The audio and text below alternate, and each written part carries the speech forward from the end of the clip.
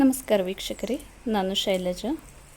ಇಂದಿನ ರೆಸಿಪಿಯಲ್ಲಿ ಕುದನ ಬೆಂದಿ ಹೇಗೆ ಮಾಡೋದು ಅಂತ ನೋಡೋಣ.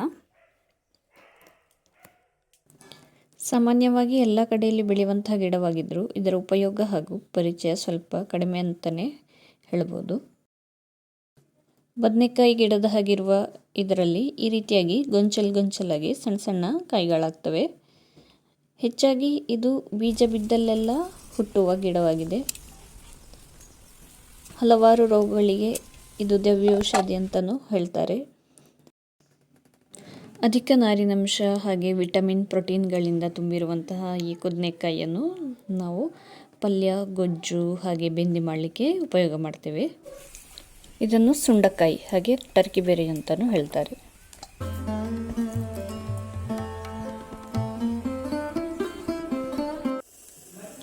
ಮೊದಲಿಗೆ ಈ ರೀತಿಯಾಗಿ ಇದರ ತೊಟ್ಟುಗಳನ್ನೆಲ್ಲ ತೆಗಿಬೇಕು.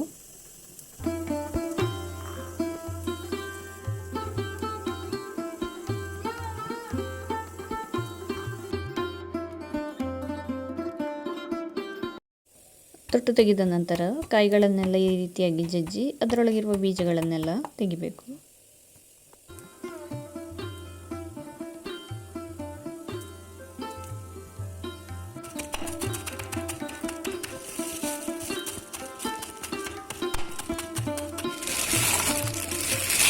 ಜಜ್ಜಿ ಆದ ನಂತರ ಇದನ್ನು ನೀರಿಗೆ ಹಾಕಿ 2-3 ಸಲ ತೊಳೆದ್ರೆ ಇದರೊಳಗಿರುವಂತಹ ಬೀಜಗಳೆಲ್ಲ ಬೇರೆ ಆಗ್ತವೆ.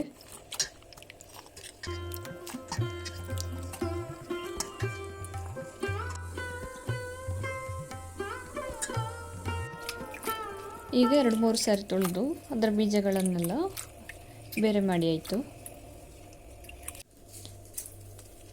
ಈಗ ಬೆಂದಿಗೆ ರುಬ್ಬಲಿಕ್ಕೆ ಬೇಕಾದಂತಹ ಸಾಮಗ್ರಿಗಳು, ಇಲ್ಲಿ ನಾನು 8ರಿಂದ 10 ಬ್ಯಾಡಗಿ ಮೆಣಸನ್ನು ಹಾಗೆ ಈ ಪ್ರಮಾಣದ ಹುಣಸೆ ಹುಳಿಯನ್ನು ಅರ್ಧ ಗಂಟೆ ಮುಂಚೆಯ ನೀರಲ್ಲಿ ನೆನೆ ಹಾಕಿಟ್ಟಿದ್ದೇನೆ. ನಿಮ್ಮಲ್ಲಿ ಉಂಡೆ ಹುಳಿ ಅಥವಾ ಕೆತ್ತೆ ಹುಳಿ ಇದ್ದರೆ ಅದನ್ನು ಕೂಡ ಉಪಯೋಗ ಮಾಡ್ಬೋದು, ಅದು ಕೂಡ ತುಂಬ ರುಚಿಕರವಾಗಿರುತ್ತದೆ.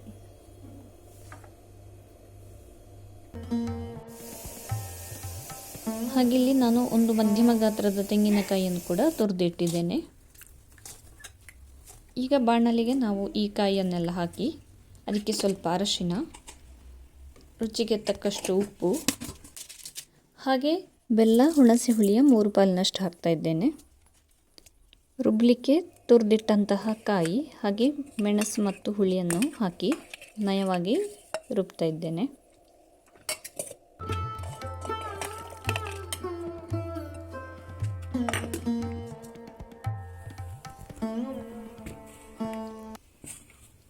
ನೋಡಿ, ಈ ರೀತಿಯಾಗಿ ನುಣ್ಣಗೆ ರುಬ್ಬಿಟ್ಕೊಂಡಿದ್ದೇನೆ. ಈಗ ನಾನು ಇದನ್ನು ಕುದನೆಕಾಯಿ ಜೊತೆ ಸೇರಿಸಿ ಬೇಕಾದಷ್ಟು ನೀರು ಹಾಕಿ ಈಗ ಚೆನ್ನಾಗಿ ಬೇಯಲಿಕ್ಕೆ ಇಡ್ತಾ ಇದ್ದೇನೆ. ಕುದನೆಕಾಯಿಯನ್ನು ರುಬ್ಬಿಟ್ಟ ಮಸಾಲೆಯಲ್ಲಿ ಬೇಯಿಸೋದ್ರಿಂದ ಅದು ಚೆನ್ನಾಗಿ ಉಪ್ಪು, ಖಾರ, ಸಿಹಿ ಎಲ್ಲ ಎಳ್ಕೊಳ್ತದೆ. ಇದನ್ನು ಸುಮಾರು ಅರ್ಧ ಗಂಟೆಗಳಷ್ಟು ಹೊತ್ತು ಬೇಯಿಸಬೇಕಾಗ್ತದೆ. ನೀವು ಯಾವಾಗಲೂ ಈ ಬೆಂದಿಯನ್ನು ಉಕ್ಕಲಿಕ್ಕೆ ಬಿಡಬಾರ್ದು, ಯಾಕಂದರೆ ಇದರ ಟೇಸ್ಟ್ ಯಾವಾಗಲೂ ಇದರ ಮಸಾಲೆಯಲ್ಲಿ ಇರೋದ್ರಿಂದ ಆಗಾಗ ಸೌಟ್ ಹಾಕ್ತಾಯಿರಿ. ಹಾಗೆ ಉಕ್ಕಿ ಹೋದರೆ ಇದರ ಟೇಸ್ಟ್ ಎಲ್ಲ ಹೋಗ್ತದೆ. ಸೊ ಆದಷ್ಟು ಮಧ್ಯಮ ಉರಿಯಲ್ಲೇ ಇಟ್ಟು ಇದನ್ನು ಬೇಯಿಸಬೇಕಾಗ್ತದೆ.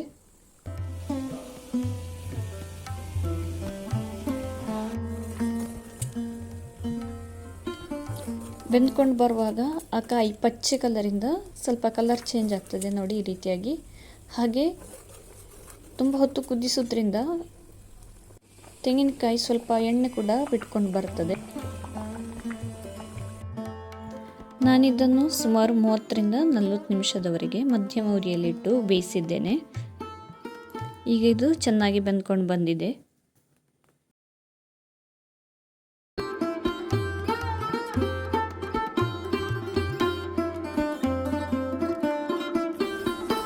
ನಾನಿಲ್ಲಿ ಒಗ್ಗರಣೆಗೆ ಸುಮಾರು 10ರಿಂದ 15 ಬೆಳ್ಳುಳ್ಳಿ ಎಸಳುಗಳನ್ನು ತಗೊಂಡಿದ್ದೇನೆ. ಬೆಳ್ಳುಳ್ಳಿ ಹಾಕಿದ ಒಗ್ಗರಣೆ ತುಂಬ ರುಚಿಕರವಾಗಿರುತ್ತದೆ. ನೀವು ಬೆಳ್ಳುಳ್ಳಿ ಉಪಯೋಗ ಮಾಡದೇ ಇದ್ದಲ್ಲಿ ಕರಿಬೇವನ್ನು ಹಾಕಿ ಒಗ್ಗರಣೆ ಮಾಡಬಹುದು. ಒಗ್ಗರಣೆಗೆ ನಾನಿಲ್ಲಿ ತೆಂಗಿನೆಣ್ಣೆ ತಗೊಂಡಿದ್ದೇನೆ, ಸ್ವಲ್ಪ ಜಾಸ್ತಿನೇ ತಗೊಂಡಿದ್ದೇನೆ.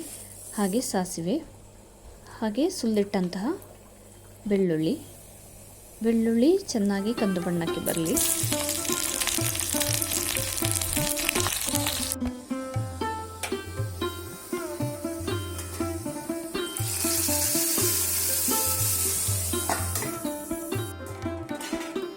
ಒಗ್ಗರಣೆ ಹಾಕಿದ ಮೇಲೂ 2 ನಿಮಿಷ ಕುದಿಸಿದರೆ ಬೆಳ್ಳುಳ್ಳಿ ಸ್ಮೆಲ್ ಇನ್ನೂ ಚೆನ್ನಾಗಿ ಬರ್ತದೆ.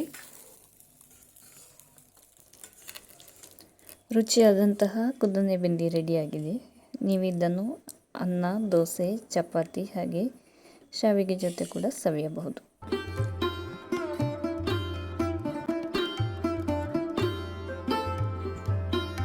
ಮತ್ತೆ ಮುಂದಿನ ರೆಸಿಪಿಯೊಂದಿಗೆ ಭೇಟಿಯಾಗೋಣ. ವಂದನೆಗಳು.